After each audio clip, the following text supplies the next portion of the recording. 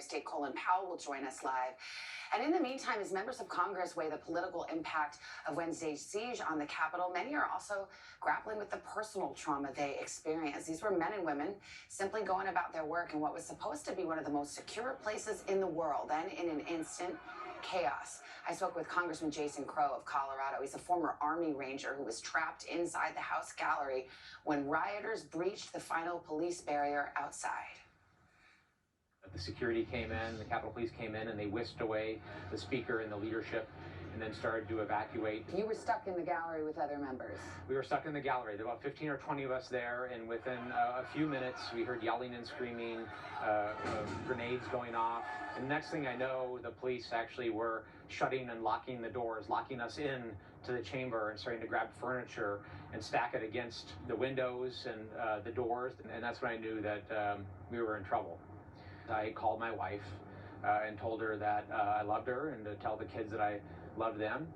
We were putting our gas masks on, and I was helping the other members figure out how to do that, because that's something I had done hundreds of times in the Army.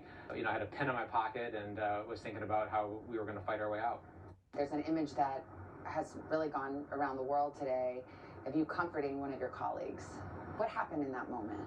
The police had their guns drawn and had barricaded the walls, and we thought that they were going to be able to make it in. And Susan is a friend of mine. You know, I did what any friend would do, and Susan did the same. We were comforting each other. I was thinking about how we were going to get ourselves out of it. You're a veteran. You're a combat veteran.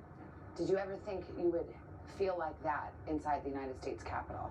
What I felt in the Capitol behind us is something that I haven't felt since I was in Afghanistan as an Army Ranger. And to think that as a member of Congress in 2021, in the U.S. Capitol on the House floor, that I was preparing to fight my way out of the People's House against a mob is just beyond troubling. Are you angry that this was able to happen? I am angry. I'm tired. I'm very angry at Donald Trump, who bears primary responsibility for this. I'm angry at his enablers, because Donald Trump isn't really the story anymore. We know him. There's no surprise that he would do this. What this is about now are the people around him, his advisors, the members of Congress, and others that have allowed this to happen. This was a catastrophic security failure. If this had been a military operation, all the commanders would have been instantly relieved of duty. Do you support other Democrats, some Republicans who were talking about the 25th Amendment, talking about removal from office, talking about impeachment, if for no other reason to send a message? Absolutely. For a long time have said that we know who Donald Trump is. He is a dangerous man. About a year ago, I was an impeachment manager making the case for his removal. I knew the danger that he presented, and I knew that this could happen. And here we are, a year later, and it's happened. The cabinet officials, the vice president, they bear responsibility here.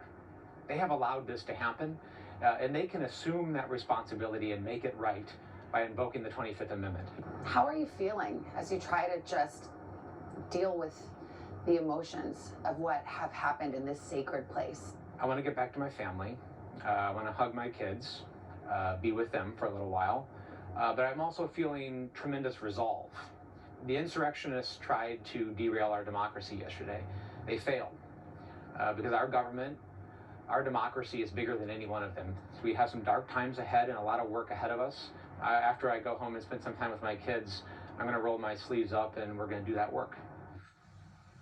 Hoda, we have a lot of recent veterans who are now serving. They've decided they're going to now serve their country by serving in Congress. And it's simultaneously inspiring and heartbreaking that so many of them had to return to that mindset, that battle mode. What could I use? How could I fight my way out? How could I protect my fellow members and the staffers here on that horrible day? I mean, you interviewed him for a couple of minutes yesterday. I'm so glad you went in depth. To hear him say he only felt that way when he was in Afghanistan was so jarring, but his resolve, boy, it just made me have my back a little straighter. That was an extraordinary interview.